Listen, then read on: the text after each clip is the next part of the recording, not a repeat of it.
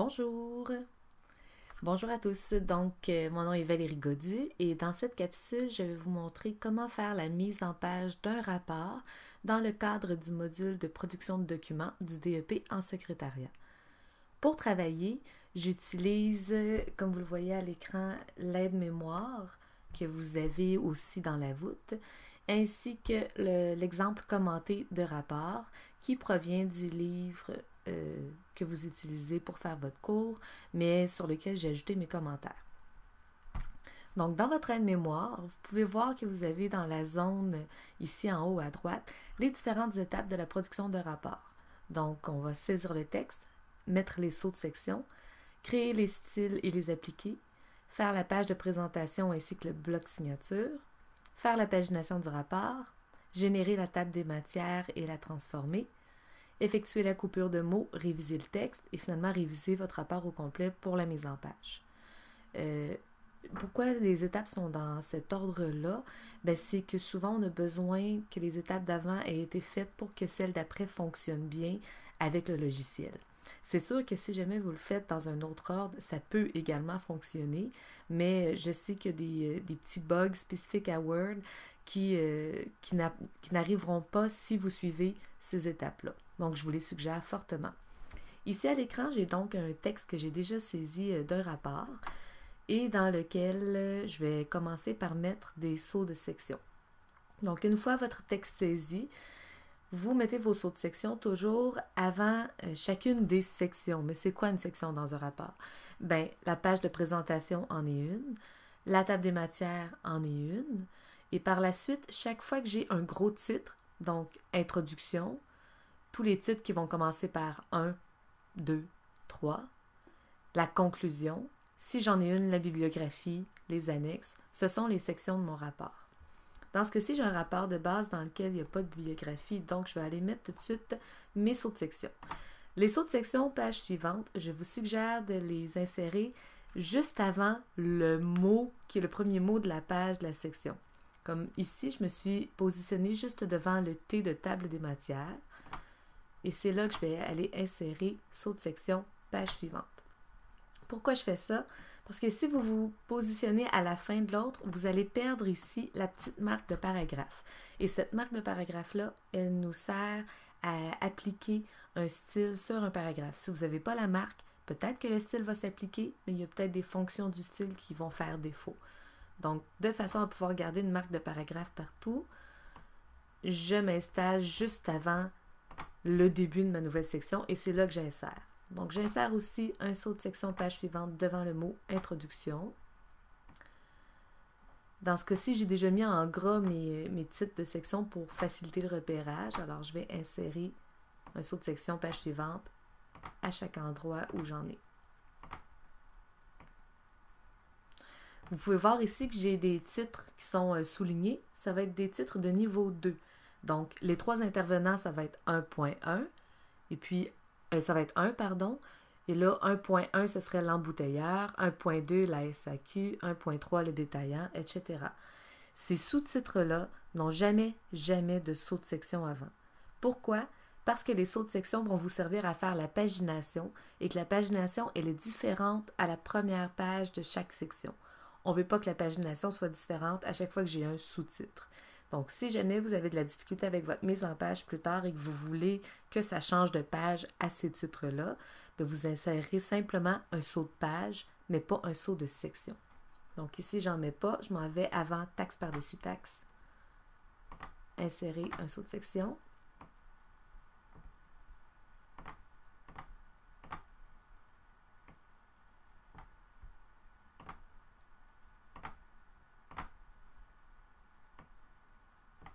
Et finalement, mon dernier saut de section sera avant ma conclusion.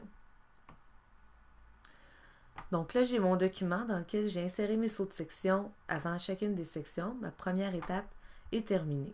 Si je retourne regarder l'ordre des choses que j'ai à faire, je suis rendue à créer mes styles.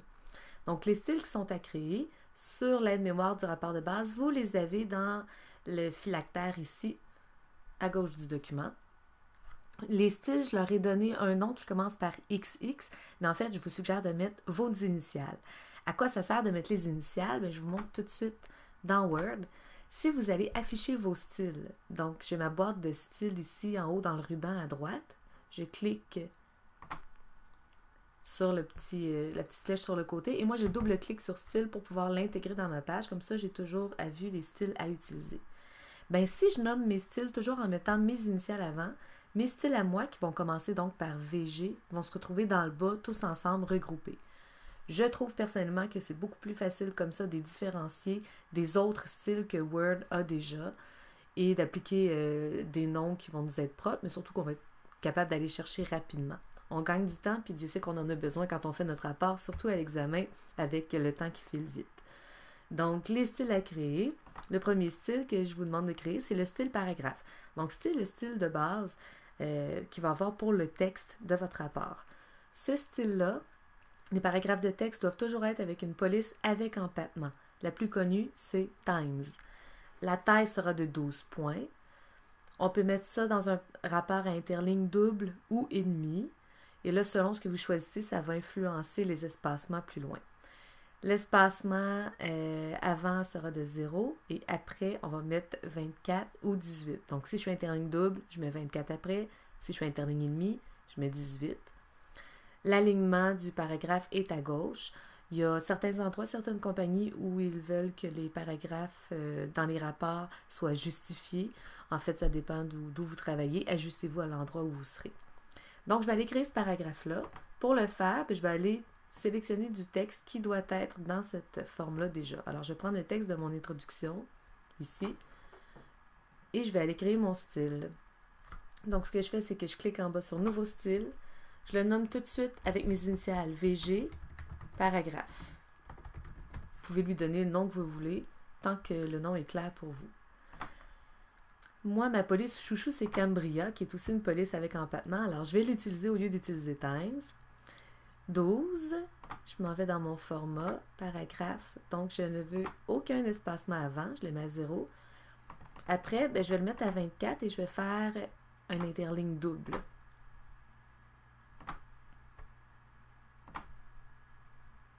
Donc ici, j'ai mon style qui s'est appliqué. Je peux retourner voir si j'ai oublié des choses. Alors, police avec empattement, c'est fait. 12 points, c'est fait. Interligne double. Espacement avant 0, après 24. Il est aligné à gauche par défaut.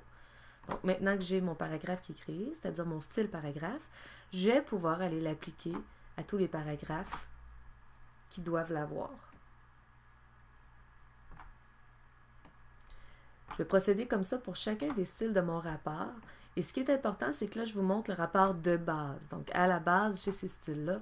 Mais ça se peut que vous ayez un rapport dans lequel il y a beaucoup d'autres choses. Je pense notamment à des paragraphes où vous avez des listes à puces, des listes à numéros. Vous pourriez avoir des paragraphes qui sont des citations. Citations longues, vous allez vouloir aller changer le paragraphe. Bien, à chaque fois que vous avez un paragraphe différent, vous allez devoir créer un nouveau style et nommer-le. Et ça va vous être utile parce que là, on a un rapport qui est assez court et c'est le cas aussi dans votre module. Vous ne faites pas des rapports qui sont très longs, mais dans votre travail, plus tard, peut-être que vous aurez des rapports extrêmement longs à faire. Et si vous avez déjà des styles de prêt pour les listes, bien, vous allez chercher votre style, vous allez l'appliquer, ça va vous prendre 2 secondes à faire. Ça va vous faciliter la vie aussi si jamais votre patron, par exemple, change d'idée et puis elle se lève un matin et elle décide qu'elle n'aime plus ça, elle, Cambria, puis qu'elle veut que tout soit en Times. Bien, pour vous, ce ne sera pas un gros bordel parce que vous aurez juste à aller changer vos styles. Ça va vous prendre quelques minutes et ça va être fait. Donc là, pendant que je vous parlais, j'ai appliqué le style VG paragraphe à tous mes paragraphes. Je reviens au tout début de mon rapport. Je retourne à mon aide-mémoire. Qu'est-ce que j'ai à créer après? Eh bien, j'ai à créer mes titres 1 et titre 2, qui sont mes styles hiérarchisés. Ces titres-là, je vais les utiliser pour, comme ici, mode d'opération qui va être un titre 1. 3 intervenants va être un titre 1. L'embouteilleur va être un titre 2. Donc, pour faire des styles hiérarchisés, j'ai ma propre petite méthode. Donc, j'aime bien me faire une zone de test dans Word. Cette zone-là, je lui applique le style normal. Et là, j'écris n'importe quoi. À ce n'importe quoi-là, j'applique tout de suite la hiérarchisation que je veux, qui est le 1, 1.1, 1.1, 1.1, etc. Une fois que je l'ai appliqué, j'appuie sur Entrée. Je vais peser sur Alt, Shift et la flèche à droite. Et là, vous voyez que mon 2 s'est transformé en 1.1. Je m'écris n'importe quoi pour la forme. Cette première ligne-là, c'est avec celle-ci que je vais créer. Donc, je la sélectionne et je crée mon style VG titre 1. Je l'enregistre tout de suite sans changer ses caractéristiques. Je sélectionne ma deuxième ligne qui est 1.1 et je vais créer tout de suite VG titre 2. L'important avec ces deux styles-là, c'est que c'est compliqué des fois de réussir à avoir des titres qui vont être hiérarchisés et que le 1.1, 1.2, tout ça va bien se mettre. C'est-à-dire que vous allez peut-être arriver dans la section 3 et là, au lieu de mettre 3.1, ça va vous mettre 1.4, 1.5. Si jamais ça se produit, faites-vous une zone de test, recommencez vos styles à partir du début et vous irez les modifier après. Donc, une fois qu'ils existent, j'ai plus besoin de ma petite zone. Je vais aller leur donner les caractéristiques que je veux bien qu'ils aient. Donc, le titre 1, je le modifie. Je vais aller lui mettre une police sans empattement. Alors, pour les styles de paragraphes, on avait une police avec empattement, par exemple Times. Pour les titres, normalement, on a des polices sans empattement, la plus connue étant Arial. Moi, juste parce que je veux être original, je vais aller chercher Tahoma, que je trouve très joli aussi. Ces styles-là, je vais les mettre à 14 points, donc 2 points plus gros que mon texte. Je veux qu'il soit en gras. Je veux qu'il soit centré. Je veux également qu'il soit en majuscule. Et pour ce qui est du paragraphe, étant donné que je n'ai pas modifié mes marges en haut et en bas, je veux que ce style-là arrive à 5 cm. Bien, la façon que j'ai de le faire, c'est que je vais aller mettre 72 points avant mon style. Et après, j'ai un blanc ici. Après, je vais aller mettre 48, donc le double de ce que j'avais après mes paragraphes. Tous mes titres, je les mets toujours à interligne simple parce que si jamais j'ai un titre qui fait plus qu'une ligne, je veux qu'ils restent ensemble, je ne veux pas qu'il y ait de l'espace entre les deux. Et ça ici, je vais aller regarder de quoi ça a l'air en l'appliquant parce que je ne suis pas certaine que j'ai tout fait. Donc voilà. Introduction, ce ne sera pas un numéro 1, par exemple. Je vais aller l'appliquer à un style qui va être un titre 1. Je vais l'appliquer ici. Voilà, fait que j'ai un mode d'opération. Il est centré dans ma page. On remarque que j'ai l'espacement avant que c'est appliqué. Ça donne comme s'il était à 5 cm du haut de la page, ou presque. Je vais aller appliquer ce même style-là partout où il doit être. Et on voit que ça suit 2. Je vais aller changer 3 pour 3. Parce que les chiffres en bas de 20, on les écrit au long. Taxe par-dessus taxe, si je voulais appliquer le même style. Provenance. Et vous voyez les styles que j'ai créés, paragraphe, titre 1, titre 2, ils sont tous regroupés grâce au fait que j'ai mis mes initiales.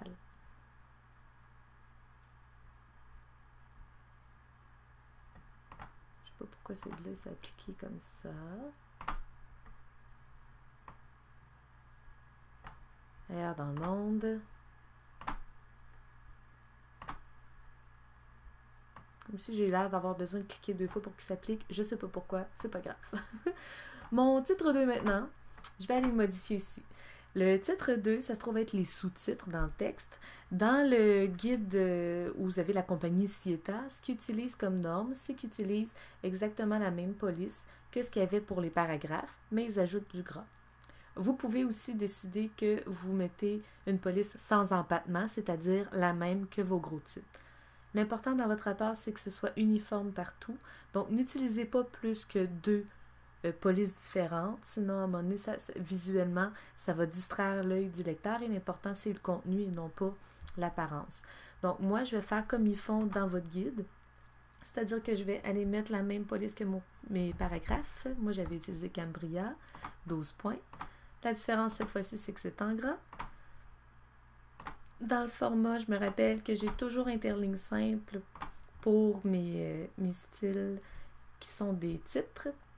Avant 0 point, après, je pense que c'est 24. Encore une fois, je vais vérifier parce que je ne veux pas vous induire en erreur. Oui, après 24 parce que je suis interligne double. Dans l'enchaînement, donc je clique en haut sur le deuxième petit onglet, je vais aller cliquer Paragraphe solidaire. Cette option-là fait en sorte que mon paragraphe, si jamais il arrive à la fin d'une page, il ne se retrouvera pas tout seul, il va aller rejoindre son paragraphe à la page suivante.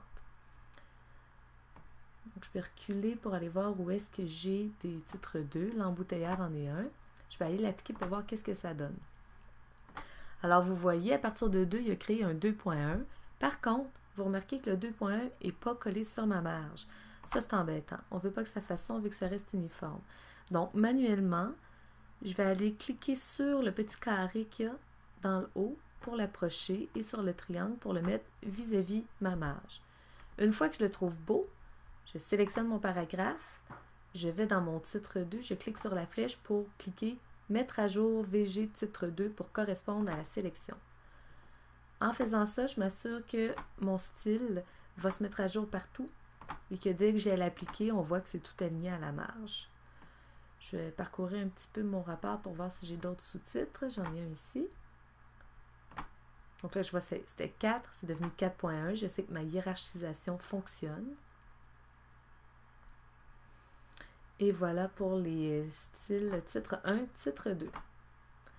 Donc, je vais m'arrêter ici pour cette capsule. Dans la prochaine capsule, on va regarder comment faire les styles intro-conclusion, la table des matières et le reste du rapport. Merci beaucoup.